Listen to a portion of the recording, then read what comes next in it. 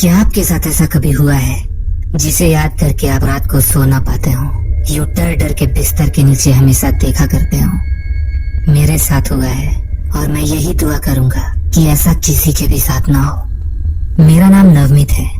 ये घटना मेरे साथ तब हुई थी जब मैं 6 साल का था। बचपन से ही मैं थोड़ा इंट्रोवर्ट टाइप का था, जिसके कारण उस समय पे मेरा कोई दोस्त नहीं था और मैं अकेले ही खेला करता था। हमारे घर के कुछ दूर पर ही एक चर्च था, जिसके साथ में खाली मैदान और एक ग्रेवयार्ड था।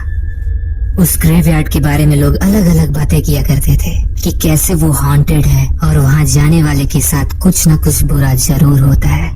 पर चूंकि उस ग्रेवयार्ड और फील्ड के बीच एक बड़ी सी बाउंड्री थी, so it was safe enough to go and play there. मैं वहाँ अकेले अपनी बॉल लेकर खेलने जाया करता था और वहाँ मुझसे बड़े बच्चों को खेलते हुए देखता था। अक्सर वो बच्चे मुझे बुली करते थे और मैं अकेला रहता था, इसलिए मैं कुछ नहीं कर पाता था। ऐसे ही एक दिन मैं जब वहाँ खेलने गया तो मुझसे कुछ बड़े लड़कों ने मेरा बॉल छीन लिया। मैंने उनसे बहुत मांगा पर उन्होंने मेरी बॉल वापस नहीं की, इसलिए मैं वहाँ मैच ओवर होने का इंतजार करने लगा। शाम काफी हो चुकी थी, ऊपर से ठंडी का मौसम, धीरे धीरे अंधेरा पड़ने लगा और इसी बीच अचानक उन्होंने खेलते खेलते मेरी बॉल उस ग्रेवयार्ड में फेंक दी।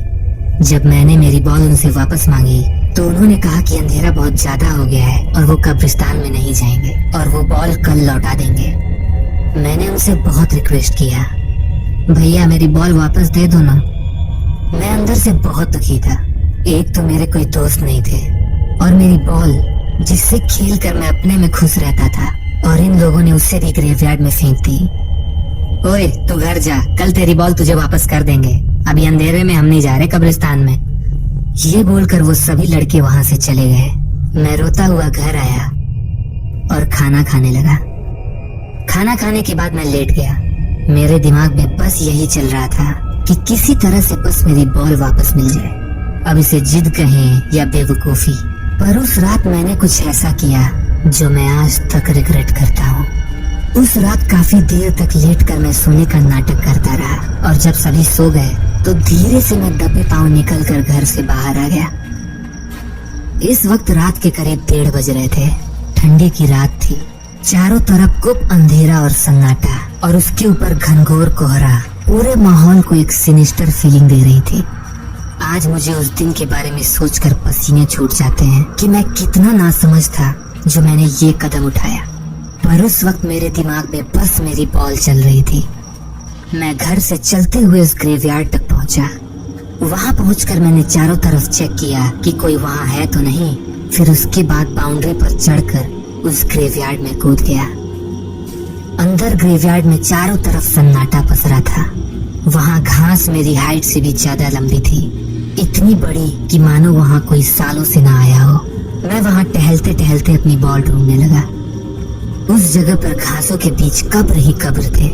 ये सब काफी डरावना था, पर मुझे अपनी बॉल की ज्यादा चिंता थी। वहां थोड़ी देर ढूंढने के बाद मुझे मेरी बॉल दिखी। मैं बहुत खुश हुआ। बॉल उठाने के बाद जब मेरे सर से बॉल का भूत उतरा तो मुझे रियलाइज हुआ कि इस बॉल के चक्कर में मैं कहाँ आ गया हूँ। मैं तुरंत वहां से निकलकर घर जाना चाहता था। धीरे धीरे मैं वापस बाउंड्री की तरफ बढ़ने लगा। अभी मैं 2-4 कदम ही आगे बढ़ा होऊंगा कि अचानक मुझे पीछे से किसी के चिल्लाने की आवाज आई। It was really scary. मैं पूरी तरह से डर गया था। तभी वो आवाज फिर से आई और इस बार पहले से और तेज। मैं तुरंत वहाँ लेट गया। लंबी घास में मैं पूरी तरह से लेट गया और वहाँ देखने लगा।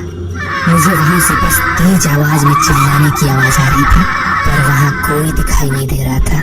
लेकिन थोड़ी देर बाद मैंने वहाँ कुछ ऐसा देखा जिसे देखकर मेरे होश उड़ गए। वहाँ 2 मिड एज लोग पूरी तरह से ब्लैक गेटअप में एक लड़की को घसीटते हुए ला रहे थे, जिस पर वो लड़की चिल्ला रही थी। उन लोगों ने अपने चेहरे पे एक अजीब सा मास्क पहन रखा था। उन्होंने उस लड़की को जमीन पर पटक दिया और उसके ऊपर बॉटल से कुछ गिराने लगे। एट फर्स्ट मुझे समझ नहीं आया, पर महक आने पे मैं सब समझ गया। It was kerosene oil. मैं ये सब देख रहा था, पर मुझे कुछ भी बोलने की हिम्मत नहीं हुई।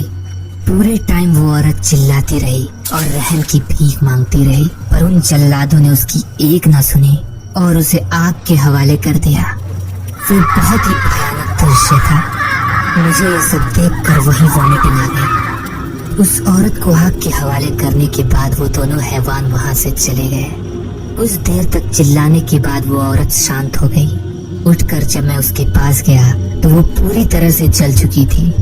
उसकी एक्सटर्नल स्किन पूरी तरह से जल चुकी थी और उसके मसल्स दिख रहे थे, but she was still alive. उसके आई सॉकेट ने मेरी तरफ देखा। उसका ये हाल देख के मैं पूरी तरह से डर गया और वहां से भाग गया। भागते हुए मैं अपने घर आया। घर पे अभी भी सब सोए हुए थे और मैं भी वहां धीरे से जाकर सो गया, पर वो भयावह दृश्य मेरे जहन से जा नहीं रहा था। आखिर कौन थे वो लोग? उस बेचारी ने उनका क्या बिगाड़ा होगा? ये सवाल मुझे परेशान कर रहे थे। काश कि मैं उसे बचा पाया होता, पर तब मैं बच्चा था। मैंने ये बात किसी से भी नहीं बताई और अपने जहन में ही रखी। खैर, इस बात को आज 18 साल बीत चुके हैं, पर आज भी मैं वो भूला नहीं हूँ। वो चीखें। एक चीज जो मैंने उन नकाबपोशों से सीखी वो ये कि माफी गलती की होती है, गुनाह की नहीं, और दया जैसी कोई चीज नहीं।